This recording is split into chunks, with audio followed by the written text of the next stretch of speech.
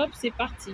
Présentez-vous. Je suis Ibrahim Tsenje Mboulou, président de l'organisation Gabonaise des consommateurs, qui est une association de protection des droits et intérêts des consommateurs créée en 2003, précisément le 31 juillet 2003. Sa vocation, c'est de susciter l'émergence d'une nouvelle conscience des consommateurs dans notre pays. Oui. Quel rôle joue votre association ici au Gabon? Quel rôle joue notre association ici au Gabon? Dès notre création, nous avons trouvé des situations déjà. Quand on dit avocat de consommateurs, nous, association, nous sommes les médiateurs. Les médiateurs par rapport aux usagers, par rapport aux consommateurs. Et donc, les consommateurs, on a d'abord trouvé des situations qui ne sont même pas encore résolues. Évidemment, c'est la même SCG que vous connaissez. Nous avons trouvé la SCG à l'époque. Le problème qui se posait avec beaucoup d'activités, c'était la situation de la pénibilité. Les gens restaient toute une journée pour payer, pour régler une petite facture, soit d'eau, soit d'électricité, ou même aller faire un abonnement. Et donc, il y avait donc des files d'attente à n'en plus finir, puisque il n'y avait que deux points d'accueil de consommateurs, notamment le centre-ville et le siège de la PERI, l'agence de la PERI, l'agence EEG de la PERI. Avec notre action, ils ont dû créer d'autres agences, notamment celle de Mbolo, de Lumi, l'agence de Kala, l'agence du PK8, l'agence d'Awenje.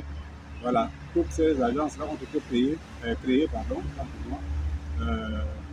suite à notre action de plaidoyer, de pression contre la SCG, parce qu'il fallait quand même lutter contre la pénibilité, n'est-ce pas, des consommateurs qui sont des clients. Et il faut noter que c'est grâce aux clients que les sociétés prospèrent. Si une société se met en place, si elle n'a pas de clients, qui sont les consommateurs, elle ne peut pas prospérer. Il n'y aura pas de DG, il n'y aura pas de patron, il n'y aura pas d'employés. Voilà. Donc, c'était d'abord l'un des premiers combats. Après, nous avons attaqué la vie chère. Voilà, la vie chère, ce qui est un autre combat. Et tout ça, et nous avons accompagné les consommateurs dans beaucoup d'autres situations. Voilà, c'est le rôle de l'association, accompagner le consommateur partout où le consommateur rencontre des difficultés, n'est-ce pas, dans son épanouissement, dans sa situation. Le consommateur, d'abord, il faut le noter, c'est un citoyen, et donc nous l'accompagnons dans sa situation de consommateur. Voilà. En cas d'infraction, c'est-à-dire lorsqu'un magasin vend un produit avarié, qu'est-il prévu de faire? Bien, nous ne constatons pas les infractions, malheureusement. Notre rôle, ce n'est pas de constater les infractions. Lorsque un usager, disons un consommateur, est confronté à cette situation, c'est-à-dire le consommateur s'est rendu dans un magasin et a trouvé un produit avarié, eh bien, le consommateur est tenu de dénoncer d'abord cette situation, se rapprocher d'abord du magasin, du responsable du magasin, lui dire que le produit que j'ai en face de moi est avarié, il faut le retirer. Ça, c'est le premier niveau. Deuxième niveau, si les deux ne sont pas tombés d'accord, le consommateur doit se rendre à l'association. Si le consommateur ne connaît pas le chemin qui mène au service de la protection des consommateurs basé au ministère de l'économie, notamment à la direction générale de la concurrence, de la consommation et de la répression des fraudes. Là-bas, il y a un service de protection des consommateurs qui doit se déplacer, qui peut se déplacer pour aller, n'est-ce pas, constater l'infraction au magasin. Il y a également la GAZA, l'Agence gabonaise de la sécurité alimentaire. Donc la GAZA joue le même rôle que la DGCC.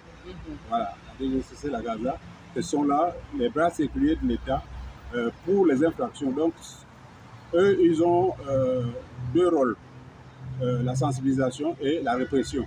Or, nous, on a l'information, la sensibilisation, l'éducation. Nous, on ne fait pas dans la répression. Nous, on peut déposer, par contre, une plainte lorsque toutes les petites premières voies là sont épuisées. Ben, nous, on peut accompagner le consommateur devant les tribunaux, déposer, rester en justice pour demander la réparation. Précisément, L'alimentation, les produits éclaircissants.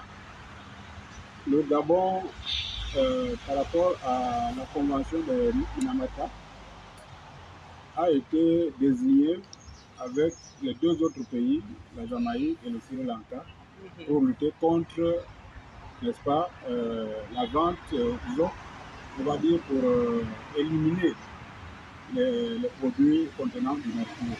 Donc les produits qui éclaircissent, les produits qui éclaircissent la peau, qui pigmentent la peau. Et donc, pourquoi, la question est de savoir pourquoi le Gabon continue à vendre. Voyez-vous, lorsque le Gabon a reçu cette mission-là, la vente, c'est un domaine qui est libre chez nous. Donc, les commerçants utilisaient déjà ces produits dans leurs shops. Les commerçants parlaient déjà ces produits, les faisaient venir librement.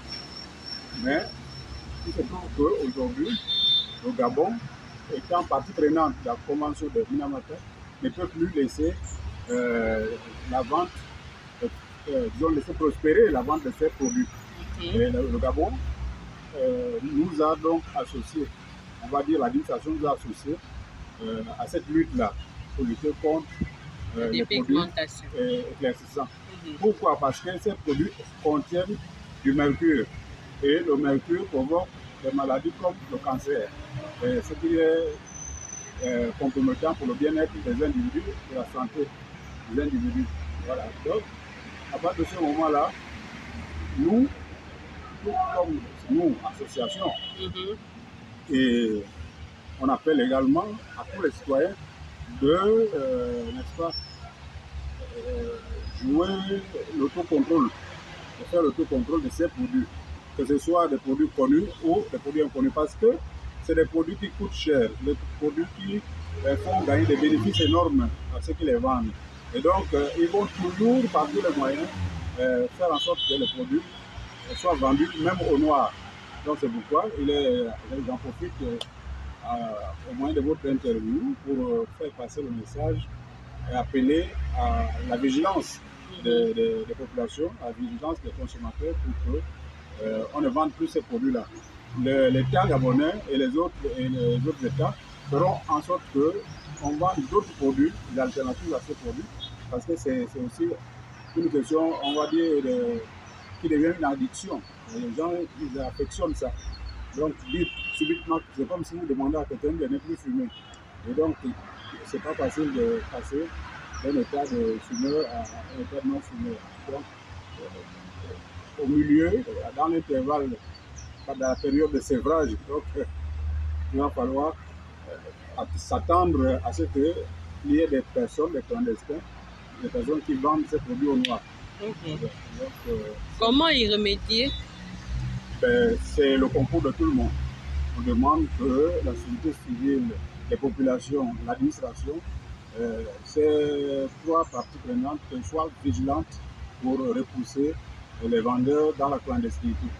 Comme ça, le produit disparaîtra. À chaque fois qu'on trouvera des produits, il y aura de la répression. Ils vont payer, ils vont connaître la prison aussi. Il y aura des amendes, il y aura également de condamnation. Et donc, on demande donc à tout le monde de laisser tomber parce que c'est une question de santé publique.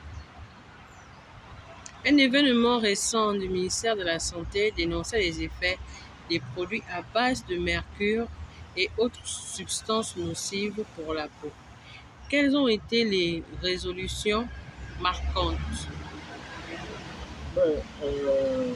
L'événement récent auquel j'ai participé, c'était il y a un mois de cela, dans un hôtel de la place, où nous avons pris part, n'est-ce pas, à la restitution de travaux qui ont été donnés par le Gabon au niveau on va dire, devant ces pères qui sont venus du Sri Lanka, de la Jamaïque, comme ils sont les premiers concernés, et d'autres pays, notamment plusieurs pays, hein, je ne vais pas le compter, tous les pays d'Afrique, plus ou moins, étaient là, donc de tous les continents.